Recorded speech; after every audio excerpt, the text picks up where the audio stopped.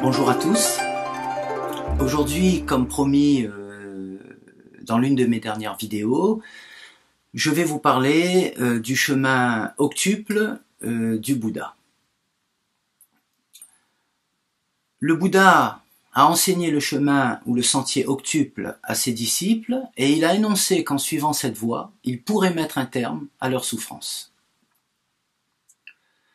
Ce chemin octuple tel que proposé par le Bouddha guide naturellement l'être humain vers la réalisation de l'éveil spirituel, du nirvana, en le libérant de ses attachements et de ses illusions également, et ainsi l'aide à comprendre la vérité innée de toute chose et en toute chose. Le Bouddha a beaucoup insisté sur l'application de ces enseignements, car le plein éveil ne peut être réalisé que par la pratique et non par la compréhension intellectuelle, bien qu'indispensable. L'octuple sentier proposé par le Bouddha implique l'adhésion à 8 conditions. Le premier point du chemin octuple, c'est la vue ou vision juste. Ce que l'on appelle vue ou vision juste est en réalité un ensemble de croyances, d'associations mentales et de doctrines internes qui représentent notre vision de la vie et qui nous conditionnent face à nos décisions et nos aspirations et nos actes également. Traditionnellement, la vue juste, c'est ce qui relie les deux composantes du bouddhisme, soit la doctrine et la pratique. Cette vision juste commence généralement par une compréhension intellectuelle des 4 nobles vérités, puis se pratique concrètement en commençant par voir dans nos vies l'insatisfaction, l'impermanence et la vacuité en toute chose. Dans le zen, au travers de la pratique de la méditation, les vues justes, c'est-à-dire celles qui reposent sur la véritable nature des choses, apparaissent naturellement et avec le temps remplacent nos vues erronées qui proviennent d'une vision de la réalité déformée par le désir, par l'aversion et par l'illusion. Le Bouddha affirme que rien n'est plus responsable de la souffrance et de l'attachement que les vues erronées et que rien n'est plus générateur d'états profitables et de bonheur que les vues justes. Le point 2 du sentier octuple, c'est la pensée ou l'intention juste. La pensée juste, c'est une pensée qui est non conditionnée, libre, dépouillée d'avidité, de jalousie, de colère, de haine et de cruauté. C'est cette intention qui détermine si nos paroles et nos actions vont engendrer du bon ou du mauvais karma. Ce que l'on appelle la pensée juste, ce n'est pas une pensée dogmatique, c'est une pensée au contraire qui est la pure expression de la compréhension juste de l'éveil spirituel et de l'esprit du Bouddha également. C'est donc une pensée qui se veut être l'expression du cœur, de la compassion et de la bienveillance. Le Bouddha parle de l'importance de développer ces 3 principales intentions justes que sont l'intention de renoncer au désir, l'intention de renoncer à l'aversion, et enfin et finalement l'intention de renoncer à la colère et à la violence.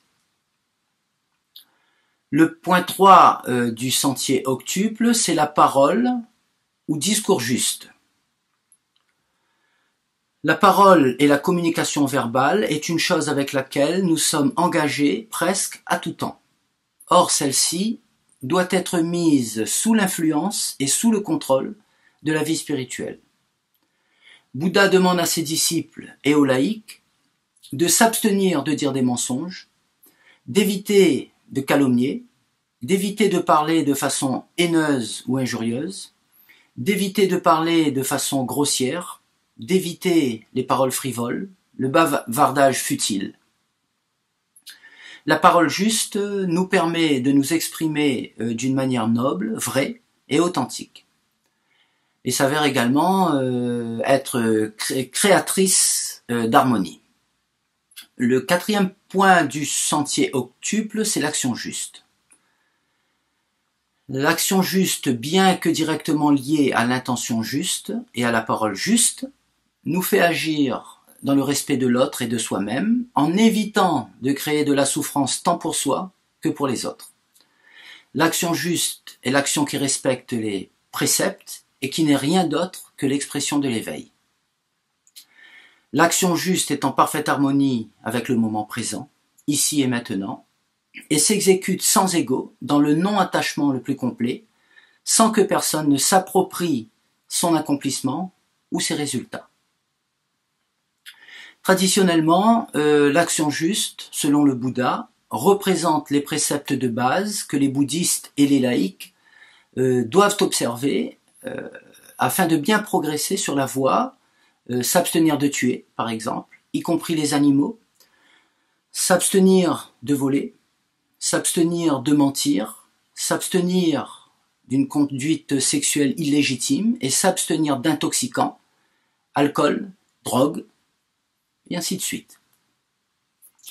En résumé, l'action juste vise à nous faire véritablement actualiser notre pratique et cultiver la bienveillance et la compassion envers les autres et envers tout être quel qu'il soit.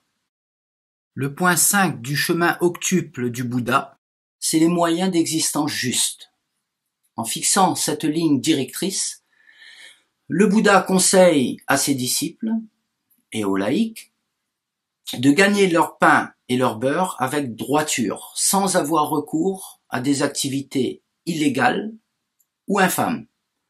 Notre travail ne doit pas provenir d'activités basées sur la souffrance d'autres êtres, comme la boucherie, le trafic d'êtres humains ou d'armes, la vente de poison ou de drogue. Le 6e point du sentier octuple, c'est ce que le Bouddha appelle l'effort juste. L'effort juste, c'est d'abord et avant tout l'effort de mettre en application les enseignements du Bouddha. C'est l'effort de travailler sur soi-même afin de s'améliorer et de couper avec dukkha la souffrance.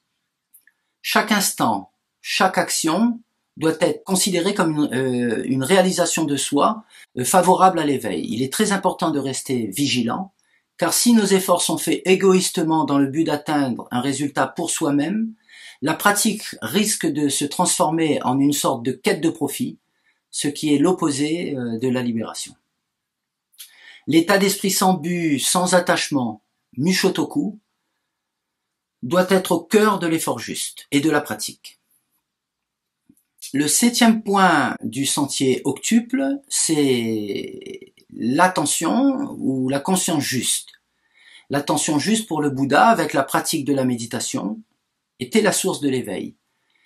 L'attention juste, également appelée pleine conscience, consiste à être pleinement vigilant, pleinement présent, ici et maintenant, et non pas perdu dans les rêveries, dans l'anticipation, l'inquiétude, dans le passé ou dans le futur.